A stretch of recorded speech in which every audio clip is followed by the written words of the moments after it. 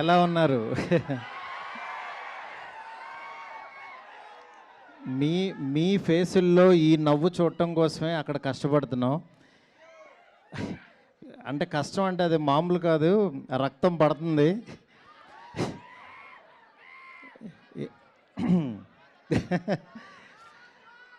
ఎందుకంటే ఒకటే, నేను ఒక 2 మినిట్స్ భయ, మీరు ఎవరన్నా కొంచెం గట్టిగా మాట్లాడితే మళ్ళీ నాది నాకే వినపడదు. అంటే మెయిన్ నేను ఆయనలో చూసింది ఒకటే,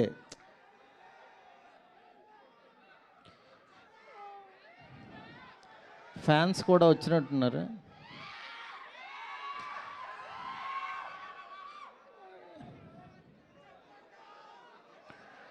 అందరూ ఫ్యాన్సే, అందరికీ ప్రభాస్ గారిని చూడాలని ఉంది.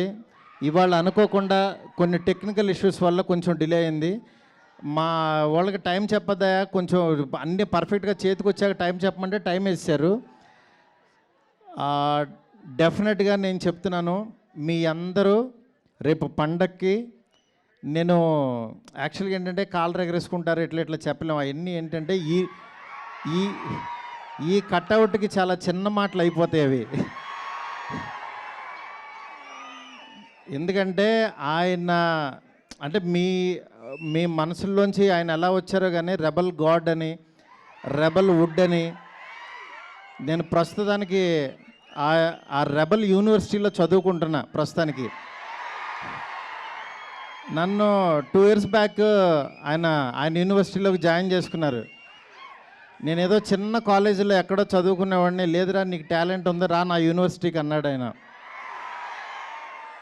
ఆ యూనివర్సిటీలో నాకు అర్హత ఉందో లేదో నాకు తెలీదు. వెళ్ళిన తర్వాత మాత్రం ఆయన అర్థం చేసుకుని ఆయన ఫోటో జేబులో పెట్టుకుని పనిచేశా.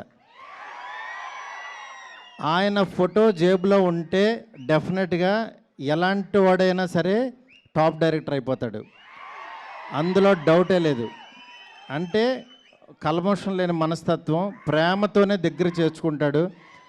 అలాంటి ఆయనతో నేను ఒక 2 సంవత్సరాలు జర్నీ చేసి ఆయన మాటలు వింటూ, ఆయనకి దగ్గరగా ఉంటూ, పొద్దున్నే లేకగానే ఆయన వాయిస్ మెసేజ్లు చూసుకుంటూ ఉన్నానంటే నేను ఇంకా చాలా చాలా అదృష్టవంతుడని ఫీల్ అవుతున్నా. నేను ఈరోజు ప్రామిస్ చేస్తున్నాను, మీరు అరిచి అరిచి మీ గొంతులు పోతాయి, నేను చెప్తున్నా సినిమా చూశాక.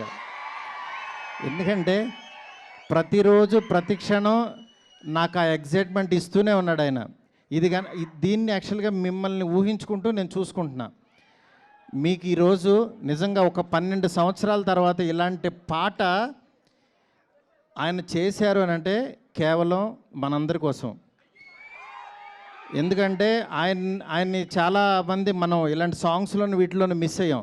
డెఫినెట్గా నేను చెప్తున్నాను, ఈ సాంగ్స్, ఈ సినిమాలో సాంగ్స్ ఆయన ఎంత కష్టపడ్డారో ప్రతి క్షణం మీరు చూస్తారు.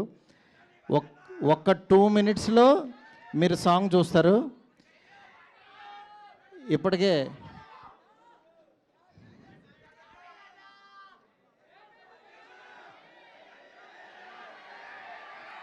మీకు ఓపిక ఉందా, ఇంకొక 5 minutes పడుతుంది అంటున్నారు, చెవిలో చెప్తున్నారు. ఇంతసేపు వెయిట్ చేసినందుకు నిజంగా చాలా చాలా థ్యాంక్స్. మీ అందరిలో కల్లా పెద్ద ఫ్యాన్ ఎవరు?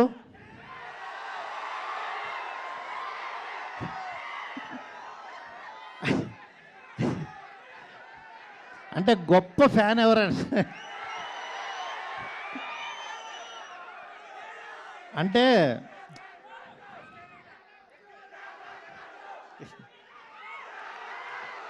ఎస్కేన్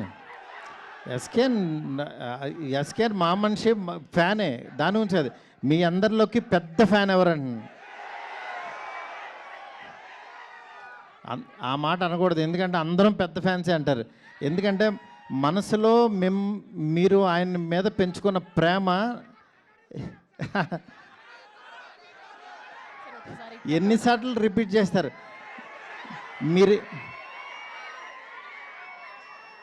మీరిచ్చింది నేను అది ఆల్రెడీ అది ఎన్నిసార్లు చూసుకున్నాను.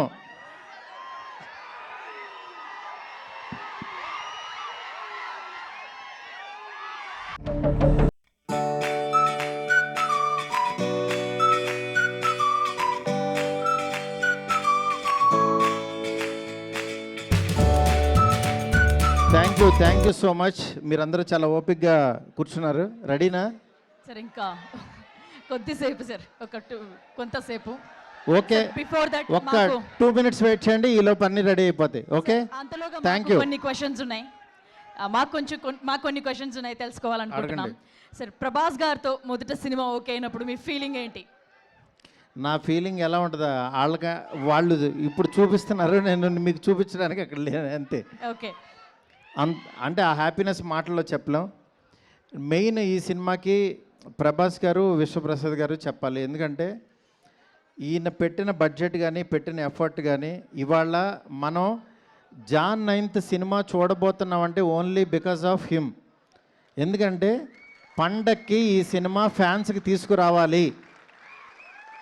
ఎందుకంటే వేరే సినిమాలు రిలీజ్ అవుతున్నాయి, కొంతమంది యాక్చువల్గా మేము ఇంత డబ్బులు కట్టలేము అని అన్నా సరే, ఈయన మాత్రం యాక్చువల్గా నేను పండక్కి ప్రభాస్ గారిని ఫ్యాన్స్కి తీసుకెళ్ళాలి అని మీకోసం తీసుకొస్తున్నారు. ఆయన నిజంగా చాలా ఎఫర్ట్ పెట్టి. మనం ఫస్ట్ థ్యాంక్స్ చెప్పాల్సింది ప్రొడ్యూసర్ విశ్వప్రసాద్ గారికి. ఎందుకంటే ఎండ్ ఆఫ్ ద డే మే ఎంత బాగా చేసినా సరే సార్ ఓకే చేయిద్దా డేట్ రాదు మనకు బయటికి. అలాంటి డేట్ని మాత్రం మనకు తీసుకొచ్చారు ఈయన. డెఫినెట్గా మీ అందరూ చాలా ఎగ్జైట్మెంట్కి కారణం ఈయన అవుతారు.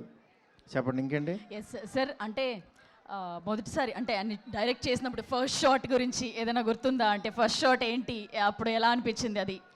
ఏమంటే నేను ఇంటర్వ్యూలో చెప్దామని దాచుకున్నా, అంటే ఇప్పుడు మా వాళ్ళు వెయిట్ చేస్తున్నారు కదా సార్, ఫ్యాన్స్ కంటే సంపద అదంతా ఓకే. అంటే యాక్చువల్గా ప్రభాస్ గారిని డైరెక్ట్ చేయబోతున్నాం అనేది ఒకటి. ఆయన ఎప్పుడు కూడా ఏంటంటే ఫస్ట్ ఆయన ఏంటంటే పెద్ద స్టార్ని వీడు భయపడతాడేమో కొంచెం. యాక్చువల్గా ఆయన చాలా కంఫర్ట్స్ ఇస్తారు. మెయిన్ అంటే లేదు డార్లింగ్ నువ్వు చేయి డార్లింగ్ అని చాలా చిన్నపిల్లోళ్ళలాగా నాతో అంటే ఆలు దిద్దిచ్చేటప్పుడు ఒకటి ఉంటుంది, నువ్వు రాయమ్మా, నువ్వు ఇక్కడ రాయి, అబ్బా బాగా రాసేవారి, మనం బాగా రాయిపోయినా సరే అని ఒక ఎంకరేజ్మెంట్ ఉంటుంది కదా. అలా చేస్తూ ఆయన ఇచ్చిన కాన్ఫిడెన్సే ఇవాళ ఈ సినిమా. ఎందుకంటే డార్లింగ్ నీకు తెలుసా నీలో ఎంత గొప్ప రైటర్ ఉన్నారు అని 100 సార్లు అనేవాళ్ళు ఆయన. అంటే నేను కూడా అసలు లేదు డార్లింగ్ నేను మీకు నచ్చింది కదా చాలు అనేవాడిని. నేను ఎండ్ ఆఫ్ ద డే మీరు హ్యాపీ కదా అనేవాడిని. ఎందుకంటే ఆయన నన్ను నమ్మాడు, ఆయన హ్యాపీ అయితే చాలు. నేను హ్యాపీ అండ్ డార్లింగ్, నువ్వు అసలు ఎలాంటి కథ ఇస్తున్నావు నీకు తెలియట్లేదు, నువ్వు ఎలా రాసావో నీకు తెలియట్లేదు, నువ్వు ఈ క్లైమాక్స్ రాసావు కాబట్టి నేను ఇలా చేశాను అని ఆయన అంత క్రియేటివ్గా అంత ఎంజాయ్ చేస్తారనమాట. దానికి ఇంకా మాటలు లేవు సార్. అలాగే ఫస్ట్ టైం ఒక ముగ్గురు హీరోయిన్స్తో చేస్తున్నాం. ఆయన జనరల్లీ చాలా బిడియంగా షైగా అలా కనిపిస్తూ ఉంటారు, బయట వచ్చినప్పుడు తక్కువ మాట్లాడతారు. బట్ ముగ్గురు యాక్టర్స్తో చేయడం ఆయన్ని ఇబ్బంది పడ్డారా, లేకపోతే ఆయన ఎలా చేశారు? ముగ్గురు యాక్టర్స్తో అంటే యాక్చువల్గా ఆయన చెయ్యాలి, కలర్ఫుల్గా ఒక సినిమా చేయాలని ఫిక్స్ అయ్యాము. అయిన తర్వాత యాక్చువల్గా ఒక హీరోయిన్ పెడదాం, ఇద్దరిని పెడదాం అంటే నేను ఇంకా ముగ్గురిని పెడదాం అన్నాను. ముగ్గురిని పెడదాం అన్న తర్వాత నాకు రాసేటప్పుడు అయిపోయింది, ఎందుకంటే అందరినీ సాటిస్ఫై చేయాలి కాబట్టి. బట్ ముగ్గురుతో ఆయన ఎంత సెటిల్డ్గా పెర్ఫామ్ చేశారు, వాళ్ళ ముగ్గురు కెమిస్ట్రీ ఏంటనేది మీరు స్క్రీన్ మీద చూస్తారు, చూడాల్సిందే అంతే. అది మాటల్లో చెప్పండి. వన్ లాస్ట్ క్వశ్చన్ సార్, ఇప్పటి వరకు మీరు చేసిన సినిమాలు ఒక ఎత్తు అయితే ఈ సినిమా ఒక మరో ఎత్తు సినిమా ఖచ్చితంగా. ఫ్యాన్స్ అందరు కూడా మారుతి గారు అనగానే ఇప్పుడు నెత్తిని పెట్టుకొని దేవుళ్ళ చూస్తున్నారు వీళ్ళందరూ. నన్ను ఏమీ అలా చూడొద్దు, నేను మీలో ఒక పర్సన్నే. వాళ్ళ హోప్స్ అన్ని మీ మీదే ఉన్నాయి. హోప్స్ పెట్టుకోండి. నేను డెఫినెట్గా మీరు పెట్టుకున్న హోప్కి 1% ఎక్కువే ఉంటా, అదైతే కాన్ఫిడెన్స్ ఇస్తా. ఎందుకంటే నేను ఇప్పుడు చెప్పడం కంటే నేను ఇచ్చే ప్రతి కంటెంట్ మాట్లాడుతుంది. ఇవాళ జస్ట్ ఫస్ట్ ఇంట్రడక్షన్ సాంగ్ చూపిస్తున్నాం మీకు. దాని తర్వాత వచ్చే సాంగ్స్, క్లైమాక్స్ సాంగ్ మీరు ఏంట్రా ఏం జరుగుతుందిరా అని ఈ డిసెంబరు Jan 9th వరకు ఒక ఆరాలో ఉంటారు, రెబల్ ఆరాలో ఉంటారు అందరూ. మీరు గుర్తుపెట్టుకోండి, మీరు అసలు ఏమీ భయపడద్దు. ఇంకో సాంగ్ రావాలి, ఇంకో కంటెంట్ వేయాలి, అసలు ఏమీ భయపడద్దు. కొంచెం లేట్ అయినా సరే ఆయన వచ్చిన రోజు మాత్రం అన్నీ మర్చిపోతాం. ఆ క్షణం ఆయన ఇచ్చే హై, ఆయన ఇచ్చే ఎనర్జీ, ఆయన దగ్గర నుంచి వచ్చే మనకి సార్ థై స్లాప్ తొడగొడతారు. తొడ నేను కొట్టను. తొడగొట్టండి సార్. మీరు మీరు సినిమా చూసి తొళ్ళగొడుతుంటే నేను చూస్తాను అంతే. మీరు ఏదైనా కొట్టండి సార్. అయ్యో, నాకు అసలు తొళ్ళ కొట్టడాలు కాలర్ లీడర్లు ఏం రావండి.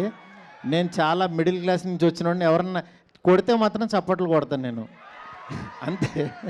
కాదు, ఎస్కేఎన్ గారిని కొట్టమని చెప్తామా? డార్లింగ్ నువ్వు కొట్టు కొట్టు చిన్న. కాదు సార్, ఒకసారి మీ నుంచి ఇంకా రెస్పాన్స్. ఎవరు తొడగొడితే ఎవరు ఒప్పుకుంటారండి? ఓకే ఓకే రెడీ అంట. Content song ready, rebel Saab song ready. 2 Okay, minutes Maytri అంట movie రెడీ. makers. ఫస్ట్ టైం యాక్చువల్గా మా పర్ల